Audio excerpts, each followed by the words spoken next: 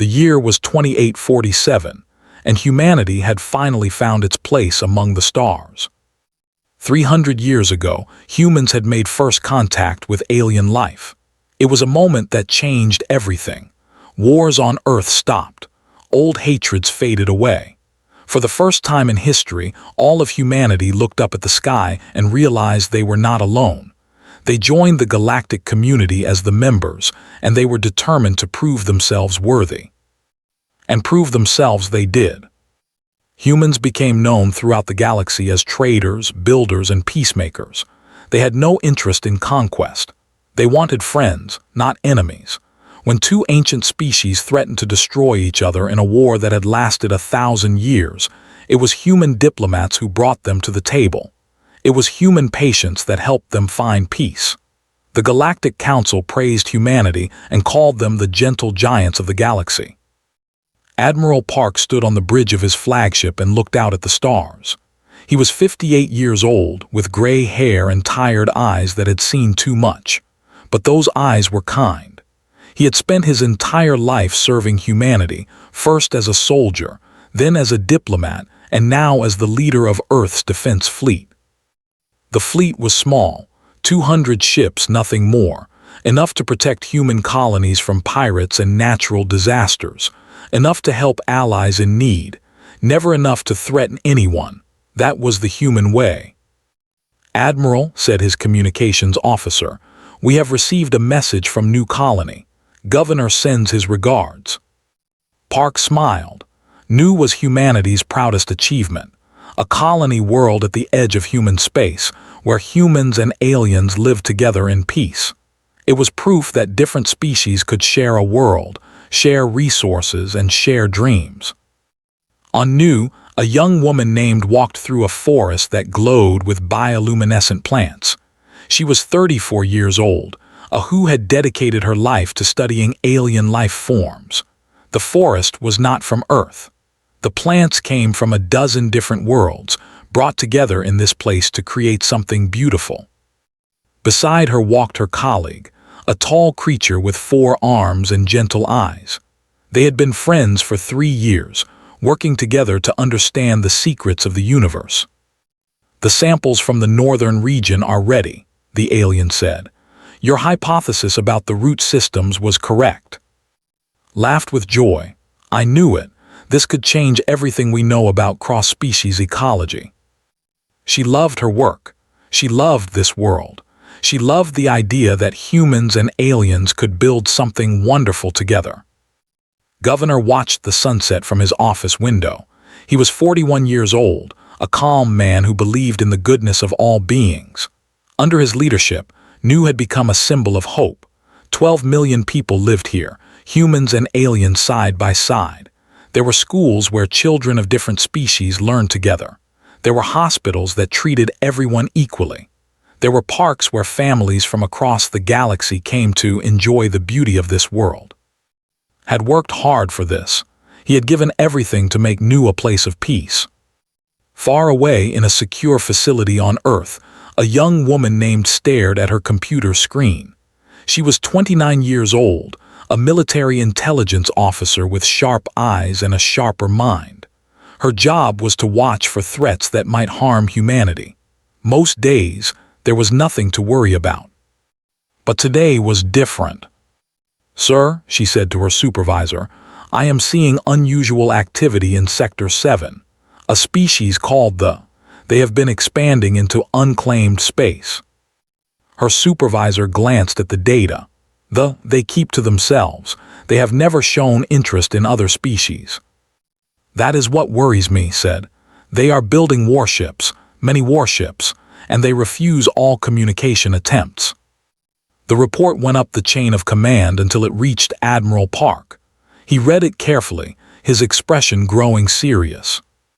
"Contact the Galactic Council," he said. "We should discuss this." But the Council was not concerned. They were far away, they said. They had never attacked anyone. There was no reason to worry about a species that wanted nothing to do with the rest of the galaxy. Park accepted their decision, but something dark stirred in his heart. He had been a soldier once. He knew what it looked like when someone was preparing for war. On Nu, life continued as it always had, published her research. Governor opened a new school. Children played in the streets, their laughter filling the air. Humans and aliens shared meals together, told stories together, dreamed together. Nobody knew that darkness was coming. Nobody knew that in 6 months, everything would change. Nobody knew that the peaceful world they had built would burn, and that the gentle giants of the galaxy would show their true nature. For now, there was only peace. For now, there was only hope. For now, humanity smiled at the universe, believing that kindness would always be enough. They were wrong, but they did not know it yet. And so they lived their lives, loved their families, and trusted that tomorrow would be as bright as today. The stars shone down on Nu, beautiful and cold. Somewhere out there in the darkness between worlds, the fleet was gathering. Somewhere out there, a decision had been made. Humanity was in the way. Humanity was an inconvenience. And the had never cared about inconveniences. The morning began like any other on Nu. Woke early and made tea. She watched the twin suns rise over the mountains and thought about the work waiting for her at the research station. Her alien colleague had promised to show her something remarkable today, a new species of flower that bloomed only once every 50 years. She never saw that flower. At exactly 9:47 in the morning, the sky turned dark, not from clouds, not from an eclipse. The sky turned dark because something was blocking out the suns. Stepped outside and looked up, and her blood turned to ice. Ships, hundreds of ships, thousands of ships. They filled the sky like a swarm of insects, black and angular and wrong. They hung there in silence, and for one terrible moment nobody moved, nobody breathed. The whole world held its breath. Then the first bomb fell. Governor was in his office when the explosion hit the capital city. The building shook so hard that he fell to the floor. Alarms screamed. People screamed. He pulled himself up and ran to the window, and what he saw made him want to cry. The city was burning. "All channels," he shouted into his communicator. "This is Governor. We are under attack. I repeat, we are under attack. All citizens proceed to emergency shelters immediately." He tried to contact the alien ships. He sent message after message in every language known to the galactic community. He begged them to stop. He asked them what they wanted. He offered to negotiate, to surrender, to give them anything they desired. There was no response. They did not speak to inconveniences. Across the colony, chaos erupted. Parents grabbed their children and ran. Teachers tried to lead students to safety, but the bombs fell too fast. Hospitals filled with wounded, then were destroyed by more bombs. The small defense force launched their ships, brave men and women who knew they had no chance but flew anyway. They were gone in minutes. Ran through streets filled with smoke and fire. She had been at the research station when the attack began. Her alien colleague had pushed her toward the emergency exit, telling her to run, to save herself. She had looked back once and seen the building collapse. She had seen her friend disappear beneath the rubble. She kept running. What else could she do? "This way," someone shouted. A transport ship was loading civilians in a field outside the city. People pushed and shoved, desperate to escape. Saw families separated by the crowd. She saw children crying for parents they would never find. She climbed aboard the transport. The ship rose into the air, and she pressed her face against the window, watching her world die. Governor refused to leave. His staff begged him to evacuate. His security team tried to force him onto a shuttle, but he pushed them away and returned to his communicator, still trying to reach anyone who might help. The Galactic Council, Admiral Park, anyone. "This is Governor of Nu," he said, his voice steady even as the walls cracked around him. "We are being attacked by they have given no warning and no demands. They are killing civilians. They are bombing schools. Please, if anyone can hear this, send help." No help came. A fighter targeted his shuttle as he finally tried to escape. His last words were broadcast across the galaxy, picked up by every ship, every station, every world that was listening. "Tell Earth," he said softly, as fire consumed his ship. "Tell them what they did to our children." Then there was silence. When the fleet finally left, Nu was a graveyard. The beautiful cities were gone. The forests that glowed with alien light were ash. The schools where children had laughed were craters in the ground. Out of 12 million people, only 1.5 million escaped. Among the dead were 2.3 million humans. The aliens who had lived beside them, who had been their friends and neighbors and colleagues, were gone too. They had killed them all. Intercepted a communication 3 days later. She sat at her desk and listened to it over and over, unable to believe what she was hearing.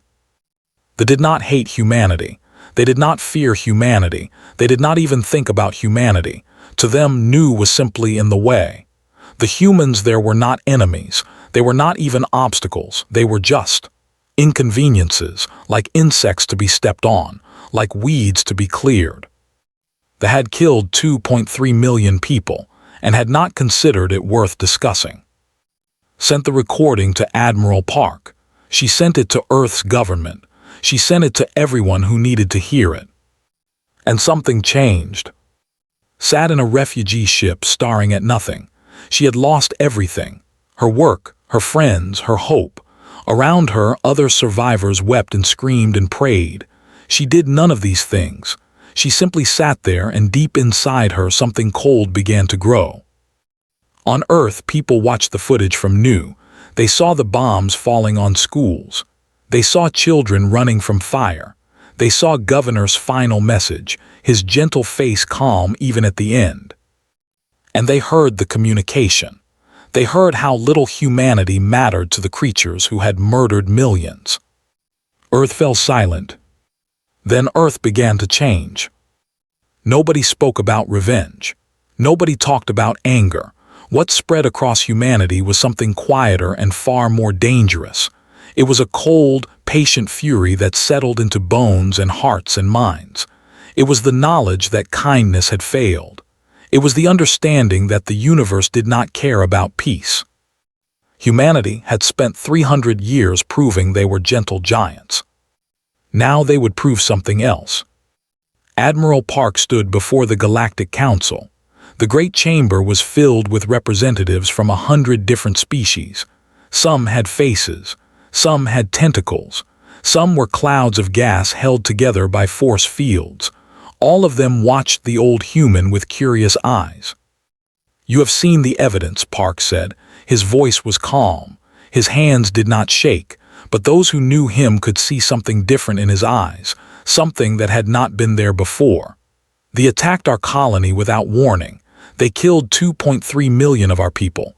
They bombed our schools and our hospitals. They murdered children." The chamber was silent. "We ask the Galactic Council to take action," he continued. "Join us in demanding justice. Help us stop them from doing this to others."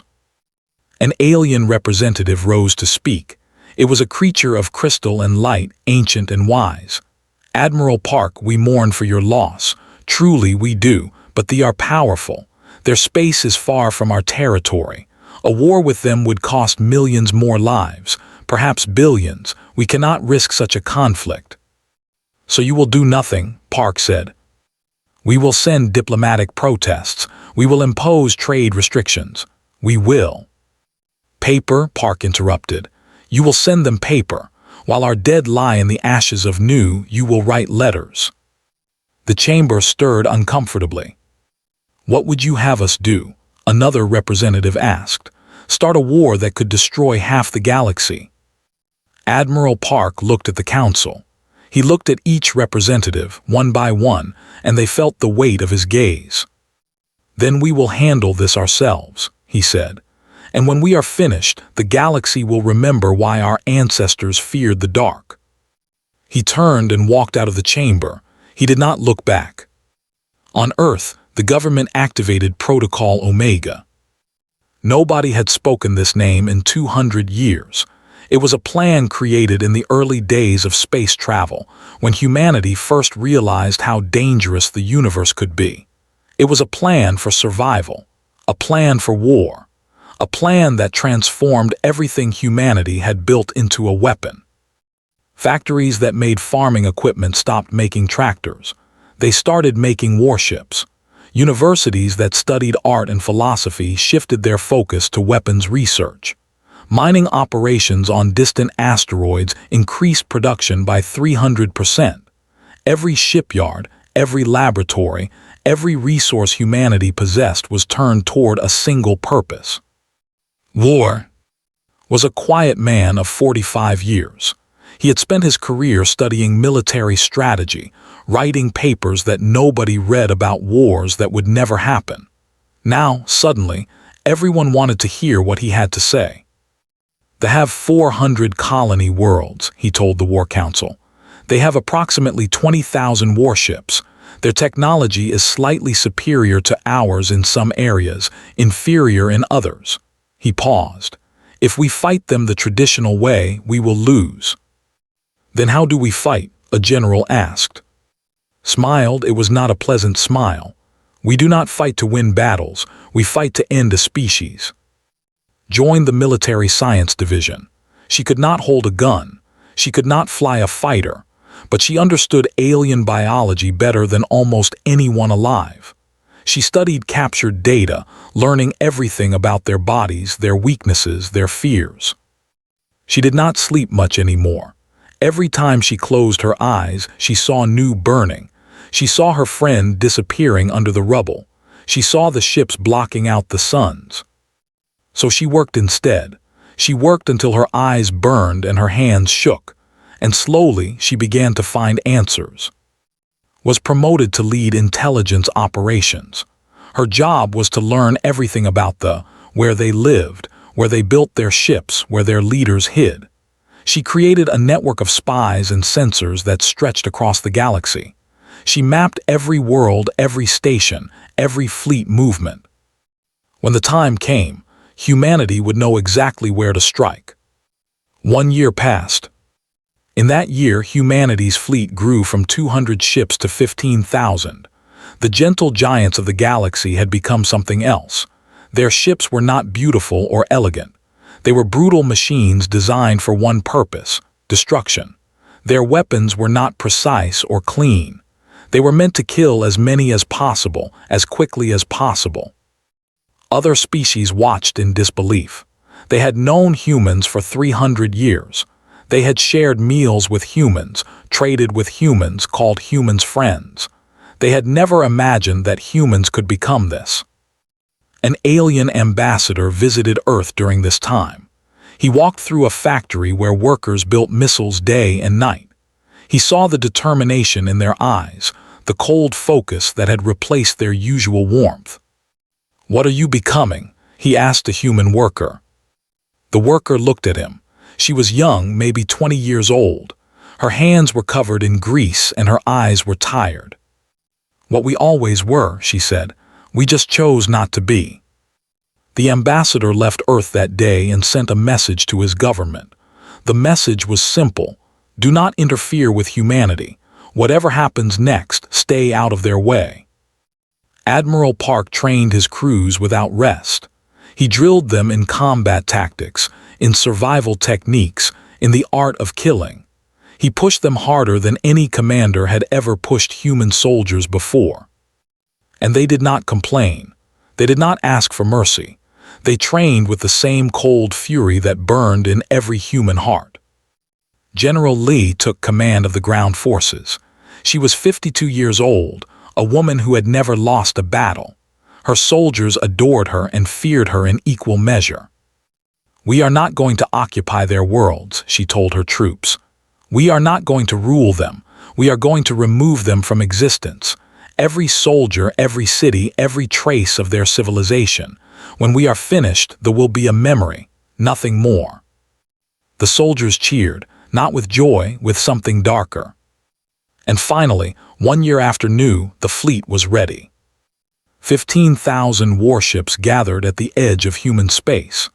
Admiral Park stood on the bridge of his flagship and looked out at the armada he had built. "Today," he said to his crew, "we begin the last war humanity will ever need to fight. We did not start this. We begged for peace. We asked for help. None came, so now we will finish it ourselves." He gave the order, and the fleet jumped into hyperspace. The hunt had begun. They had never known fear. For 10,000 years they had been the hunters. They had conquered species, destroyed civilizations, and taken whatever they wanted from a universe that seemed built for their pleasure. When they thought of humanity at all, they thought of them as insects, small, weak, beneath notice. They learned how wrong they were on the first day of the war. Admiral Park led the attack on Outpost 7. It was a military station at the edge of their space, home to 2,000 soldiers and 50 warships. They detected the human fleet approaching and prepared for battle. They expected to win easily. The battle lasted 11 minutes. Human ships moved in patterns they had never seen before. They attacked from all directions at once, never stopping, never pausing, never giving their enemies time to think. While some ships distracted the defenses, others slipped behind their lines and destroyed their supply ships. When they tried to retreat, they found human vessels waiting for them. Not a single ship escaped, not a single soldier survived.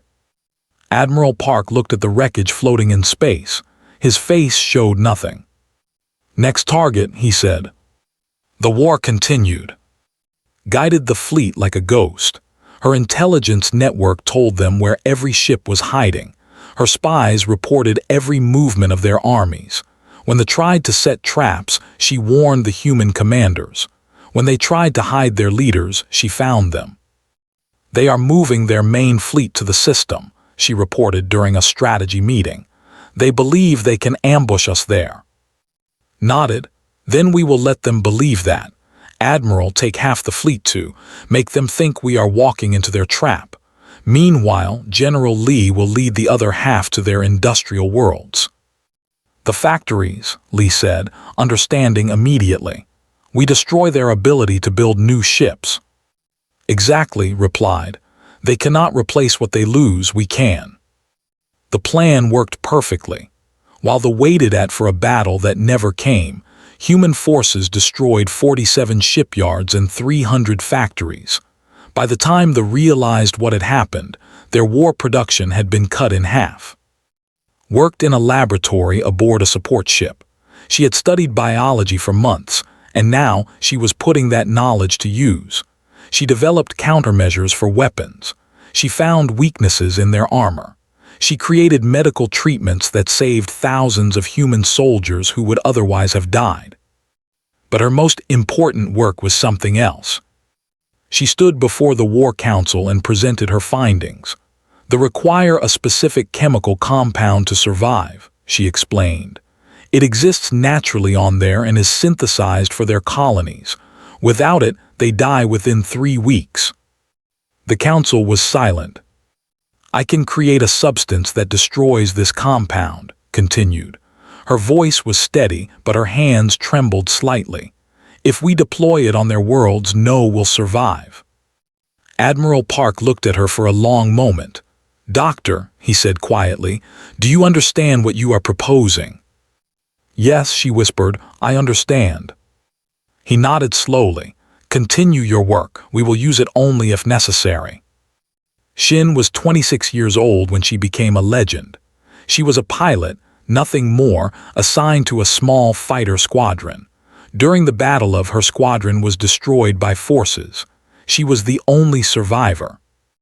Alone, damaged, running out of fuel, she faced a choice. She could retreat and save herself, or she could fight. She chose to fight. Her fighter dove into the heart of the formation. She destroyed 6 enemy ships with her weapons, then 4 more by crashing debris into them. When her missiles were gone, she flew her damaged fighter directly into the engine core of a carrier. The carrier exploded, taking 18 ships with it. Against all odds, survived. Her ejection pod was recovered by human forces 3 days later. When she woke up in a hospital bed, She learned that she had become a symbol of humanity's determination. "I was just doing my job," she told the reporters who crowded around her bed. But everyone knew it was more than that. Shin had shown the galaxy what humans were willing to sacrifice. The Galactic Council sent messages to Earth demanding that humanity stop the war. They called it excessive. They called it genocide. They urged humanity to accept a peace treaty. Admiral Park read their message and laughed bitterly. "Where was this concern when New burned?" he asked. "Where were these voices when our children died?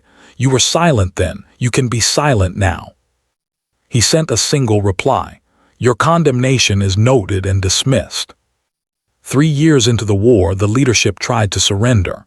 They sent ambassadors to human space, offering peace, offering reparations, offering anything humanity wanted. The ambassadors were sent back with a message. "You taught us that words mean nothing. We learned." The war continued. One by one, worlds fell. Human forces moved through their space like a tide of fire. They destroyed military bases and shipyards. They captured weapons and supplies. They gave civilians the chance to evacuate before the military arrived, but those who chose to fight died with the rest. General Lee led the ground assault on Prime, their oldest colony world. The battle lasted 3 months. When it was over, she stood in the ruins of their greatest city and watched the smoke rise into the sky. "How many more?" she asked. 17 major worlds remain," her aide replied. "Estimates total extinction within 18 months. Lee closed her eyes. She was tired, so tired, but she could not stop, not until it was finished. "Send word to Admiral Park," she said. "We move to the next target at dawn." The hunt continued. The final battle took place above the... It was a beautiful planet, covered in purple forests and silver oceans.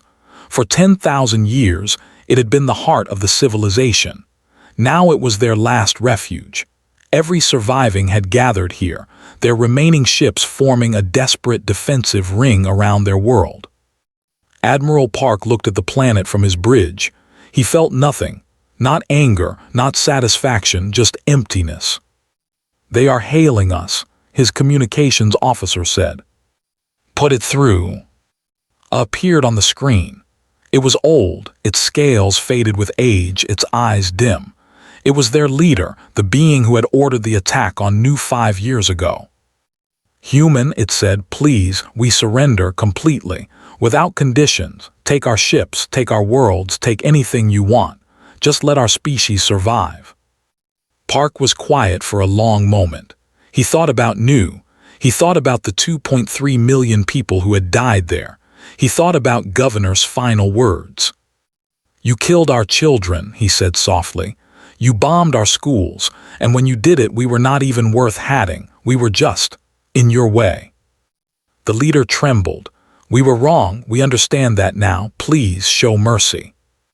"We showed mercy for 300 years, Park replied. "We offered friendship to every species we met.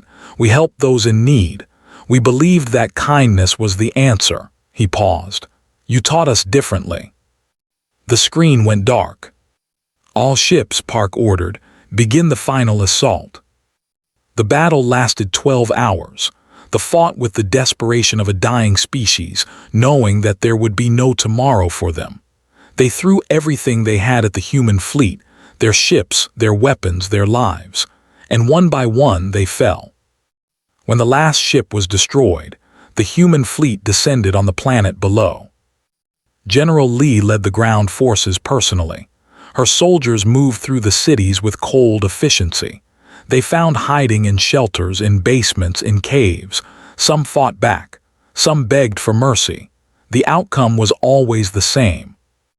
Walk through the ruins of the capital 3 days later. The streets were empty. The buildings were silent. There was no movement anywhere, no sound except the wind blowing through broken windows. She carried a recording device, documenting everything she saw. It was her duty now to catalog this extinct species, to record their culture, their history, their art, to preserve some memory of what they had been. She found a school. The desks were small, sized for children. There were drawings on the walls, pictures made by young hands that would never draw again. Stared at those drawings for a long time. Then she sat down on the floor and wept. Discovered the historical archives in an underground bunker. She spent weeks studying them, learning the truth about the species humanity had destroyed. They had done this before. 3 times in their history they had encountered other species in their path. 3 times they had responded the same way. Complete destruction. No mercy. No survivors. Humanity had not been the first to suffer at their hands. They had simply been the last. Shared this information with Admiral Park. He read it in silence, his old face showing no expression. "Does this make it easier?" she asked. "No," he said, "nothing makes this easier." The war was over. They were gone. Not a single member of their species remained alive anywhere in the galaxy. Their worlds were empty, their ships were debris, their civilization was dust. Humanity had won. But there was no celebration. Admiral Park gave his final address from the bridge of his flagship, orbiting the silent. "We did not want this," he said to the camera, knowing that the entire galaxy was watching. "We begged for peace. We pleaded for help. When none came, we became what we had to become. Let the galaxy remember, humanity does not start wars, but we end them, completely." He paused, and for a moment his mask slipped. The galaxy saw not a conquering admiral, but a tired old man who had done terrible things for necessary reasons. "May we never have to do this again," he said quietly.